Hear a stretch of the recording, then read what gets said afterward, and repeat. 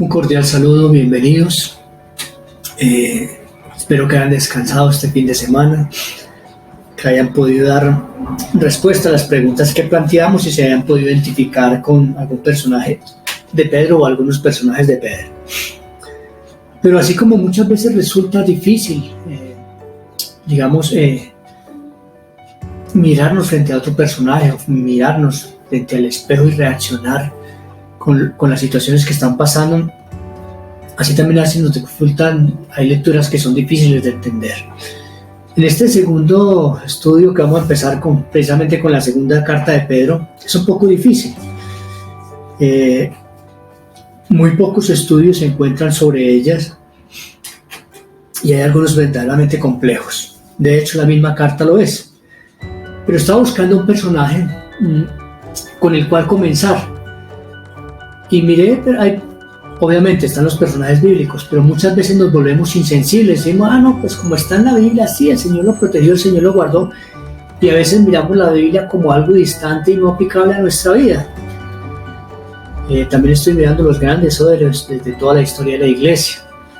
Pero me encontré con un personaje que tal vez usted conoce y que tal vez nuestros hijos conocen en este tiempo, ¿sí? Y es Nelson Mandela. No sé si usted ha escuchado hablar de él. Fue un presidente sudafricano, ¿sí? Un hombre que fue Premio Nobel de la Paz y tuvo otros premios grandes.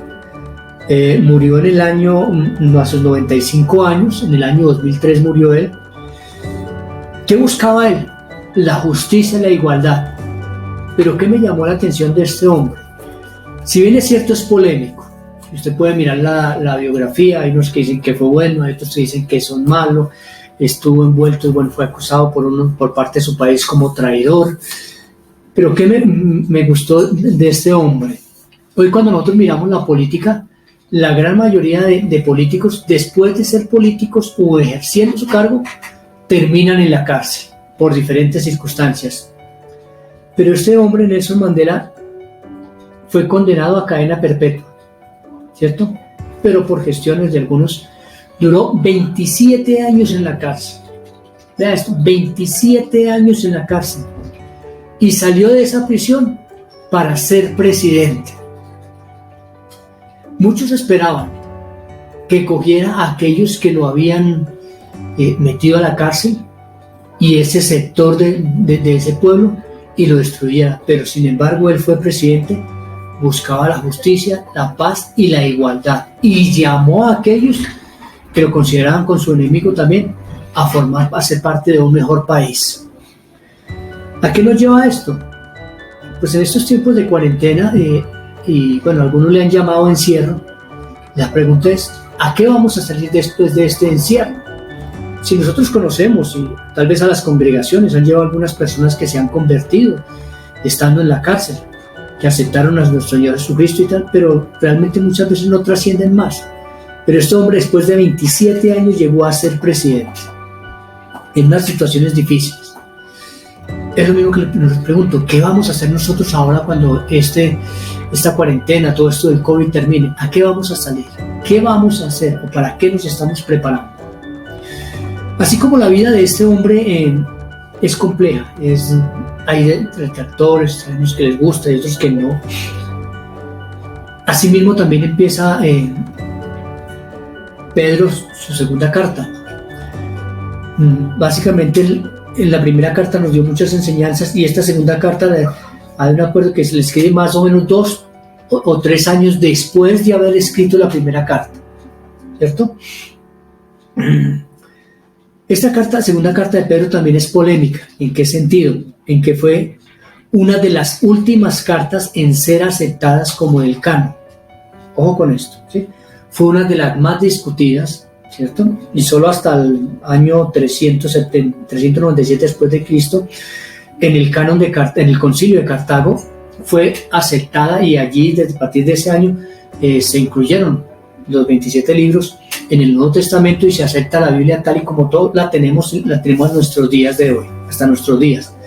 Hebreos y Judas fue otra de las cartas difíciles de las últimas en ser incorporadas a este canon.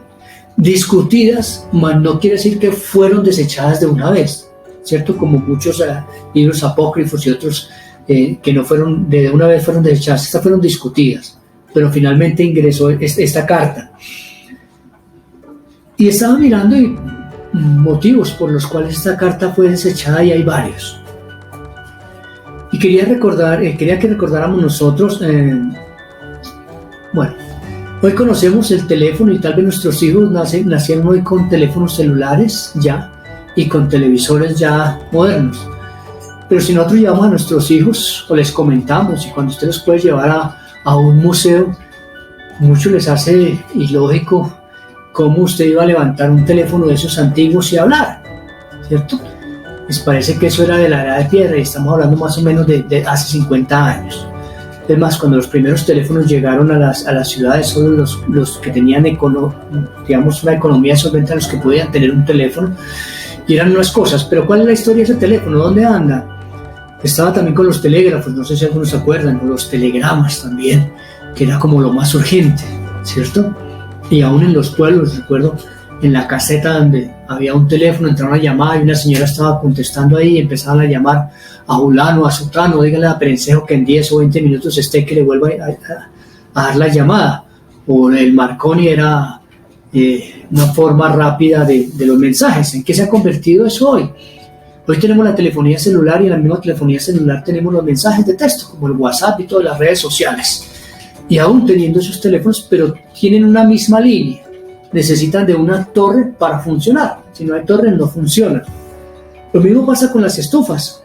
Hoy en día tenemos las estufas de gas, pero miramos que tal vez nuestros abuelos y muchos cocinaron con los fogones de piedra y de leña. Después vinieron las estufas de leña, después salieron las estufas de petróleo, unas a gasolina, después tuvimos las estufas eléctricas, y hoy tenemos las estufas de gas y algunas eléctricas. Si nuestros hijos van a ver prender un fogón, eso se les hace pues de siglos, y muchos de nosotros lo alcanzamos a vivir. No quiere decir que eso no haya existido, no quiere decir que eso no haya traído sus problemas, ¿cierto? Pero muy pocas veces se comenta. ¿Por qué quiero hacer esta introducción? Porque lo mismo pasó con la carta de Pedro, ¿cierto? Es una carta discutida, y es una carta de la que, digamos, cuando a usted le preguntan un libro, ¿cuál es su libro favorito? Yo creo que ninguno mencionamos esta carta, la segunda carta de Pedro y la de Judas. Es más, creo que hay personas que nunca han leído a Judas, y me atrevería a decir que mucho menos segunda de Pedro, ¿sí? O la leen y como que no les gusta. De hecho, vamos a entrar al estudio, como les decía, de una de las cartas más discutidas. Y precisamente, ¿por qué es una de las más discutidas? Porque trae unas advertencias, ¿cierto? Y nosotros miramos que las advertencias vienen en varios formatos, vienen en señales de luces, de imágenes, de sonidos, de olores, de sentimientos y de palabras escritas. ¿Qué nos indican estas? Indican cosas distintas, pero todas tratan de advertirnos. Una vez en una señal en la carretera, sabe que algo pasa. Si usted ve humo, sabe que algo pasa. Cuando le llega un escrito y de pronto usted no lo esperaba, pues algo sucede, ¿cierto? Y en la antigüedad, ¿hoy qué tenemos? Hoy en día tenemos todas las redes sociales, radio, teléfono, prensa, televisión, el internet, todo lo que usted quiera para comunicarse, y aún así muchas veces comunicamos cosas que no son. En la antigüedad, ¿cómo se comunicaban las cosas? A través de cartas. Una simple carta podía ir desde un hijo que le pedía dinero a su papá, o una carta de un saludo a la familia, o simplemente los escritos antiguamente para que se publicaran en los periódicos era a través de cartas. Se hacía una carta, unos escritos en forma de carta, y se enviaban al periódico, al dueño del periódico, y los empezaba a publicar. Bueno, hoy nos sentamos, hacemos un texto y lo enviamos, y se difunde por todo lado. Entonces, así como hoy en día nos llegan cantidad de mensajes y nosotros decidimos cuáles leer y cuáles no leer, cuál te llama la atención, lo bajas y de pronto lo compartes con sus amigos, o de pronto hay una cuestión que te confronta y dices, no, eso no es para mí, mejor borrémoslo, eliminémoslo. Así pasó con esta carta de Pedro, con esta segunda carta de Pedro. Estaba presentando nuestro hermano Pedro.